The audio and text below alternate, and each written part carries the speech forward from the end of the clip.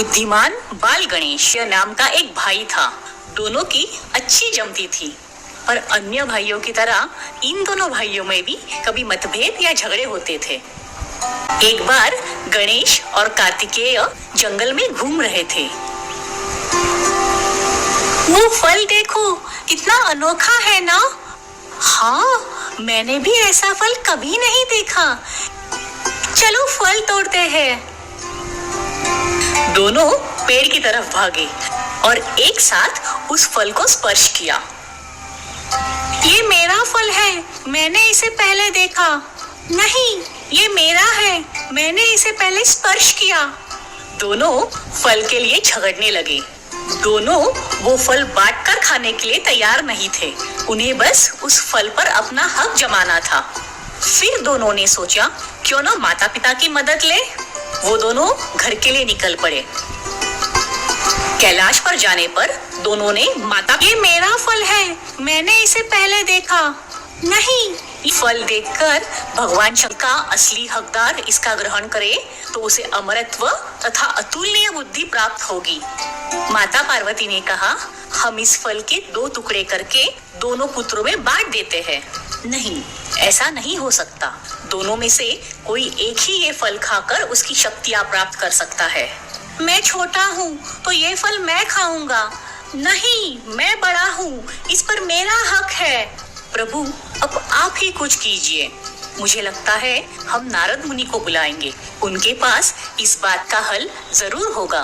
भगवान शंकर ने नारद मुनि को आवाज दी। पलक झपकते ही नारद मुनि हाजिर हुए। नारायण नारायण, प्रभु आपने मुझे कैसे याद किया? देवी पार्वती ने उन्हें फल की सारी कहानी सुनाई। नारायण नारायण, मैं इन दोनों के सामने एक चुनौती रखता हूँ।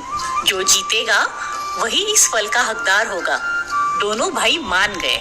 हमें मंजूर है। दोनों को विश्व के 3 चक्कर लगाने होंगे।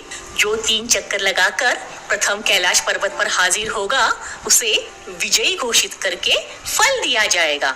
मुझे तो ये सर्वोत्तम सुझाव लगता है। हमें चुनौती स्वीकार है। कार्तिकेय तुरंत अपने वाहन मोर पर बैठा और विश्व के चक्कर मारने निकल पड़ा।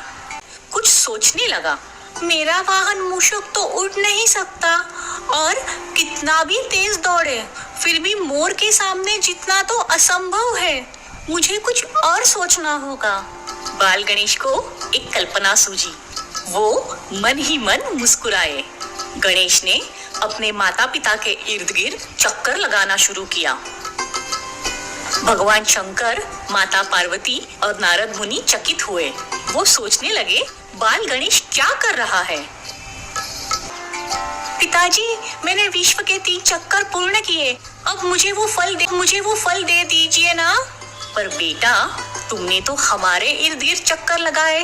कैलाश छोड़कर तो तुम कहीं गए ही नहीं। तो ऐसा कैसे कह सकते हो कि तुमने विश्व के चक्कर लगाए? माता, विश्व के चक्कर लगाने के लिए मुझे कैलाश छोड़कर जाने की, और शास्त्रों में लिखा है कि माता पिता के चरणों में ही विश्व है। तो आप दोनों मेरे विश्व हुए ना।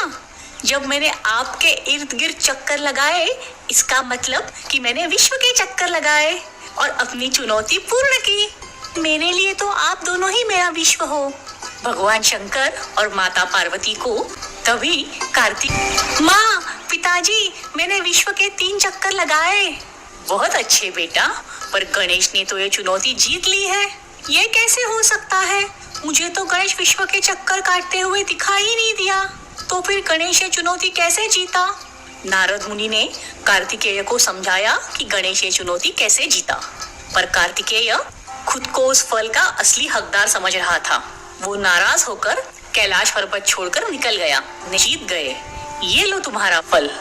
भगवान शंकर, माता पार्वती और नारद मुनि को बाल गणेश की बुद्धिमत्ता देखकर आश्चर्य हुआ। माता पिता का आशीर्वाद लेकर गणेश ने वो फल खुशी से खाया।